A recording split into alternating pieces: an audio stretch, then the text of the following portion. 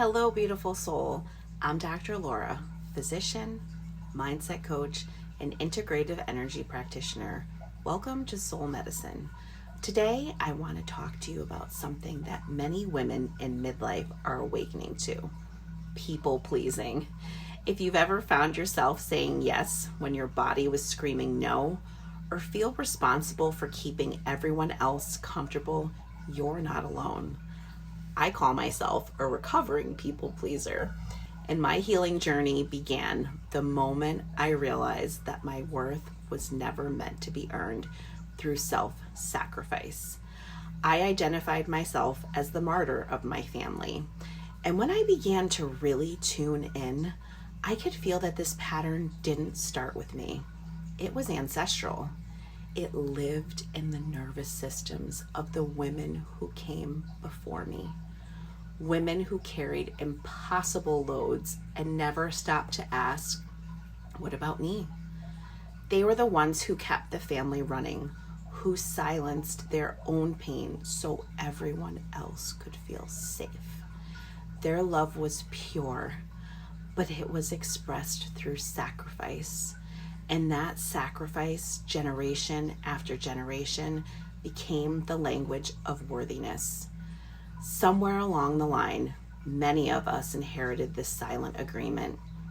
If I carry it all, if I stay small, if I keep everyone else comfortable, I will be loved. But love that requires the death of the self isn't love. It's survival. And for so many women in midlife, our souls are finally saying no more. We are the generation of women remembering that the cycle ends with us, that healing doesn't mean rejecting those who came before. It means honoring them by doing it differently. We get to take the strength, the resilience, and the devotion of our lineage, but we get to release the self-abandonment. We turn their survival into our liberation. When I realized this, something shifted. It wasn't about blaming my mother or my grandmothers. It was about seeing them through the eyes of compassion, and then choosing to become the version of me that they never had the permission to be. That's what I mean when I say this is a faith-filled journey back to authenticity. It's not rebellion, it's redemption. It's the sacred act of saying the suffering stops here and the healing begins with me. And for me, that realization had even more layers, because not only was I the eldest child, the firstborn, the one who learned early how to lead, achieve, and take care of everyone, but I also became a physician, a healer by profession. And in medicine, that pattern of self-sacrifice is not just rewarded, it's expected. The call to serve is noble and sacred, but for many of us, it becomes another place where we lose ourselves. We're taught to put others first, to stay strong, to keep giving, even when our own hearts and bodies whisper and sometimes scream for rest. The constant giving becomes so ingrained that we start to believe our worth depends on how much we can hold, how much we can fix, and what we can do for others. For me, being a doctor reinforced that identity I had already learned as a daughter, as the firstborn, and as the caretaker.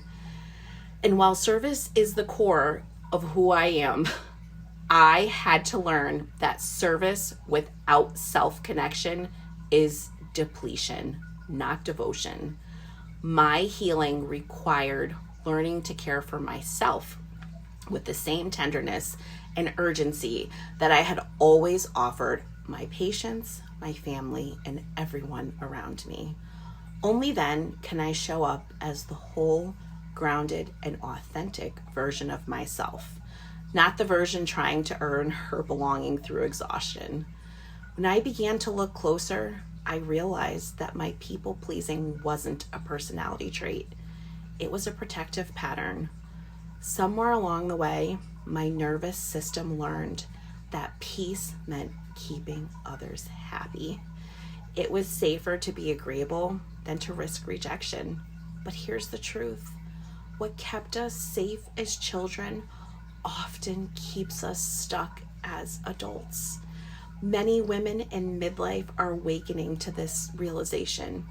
We start to see how often we've abandoned our own needs in the name of being good, helpful, or loving. We begin to ask ourselves, when did my joy stop mattering? When did I learn that my value was tied to what I could do for others?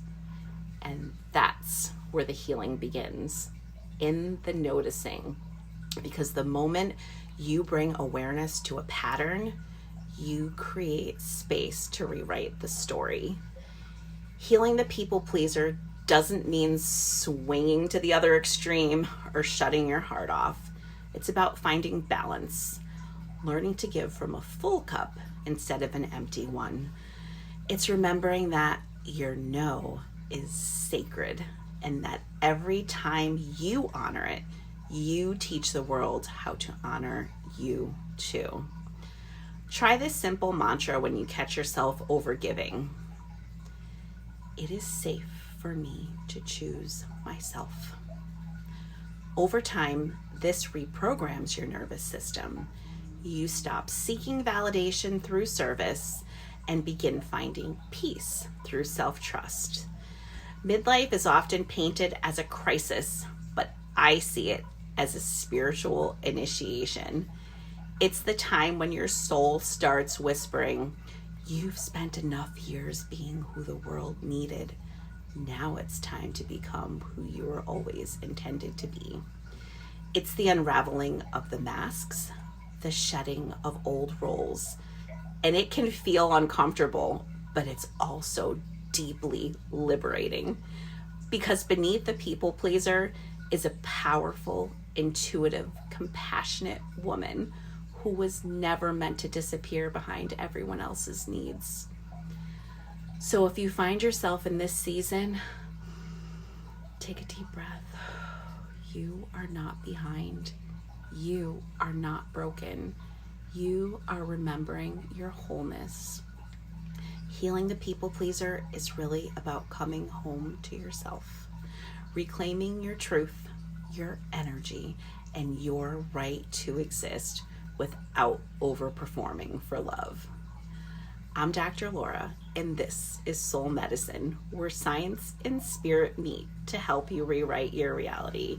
If this message resonated, please consider liking, sharing, and subscribing for more guidance on healing, alignment, and inner freedom.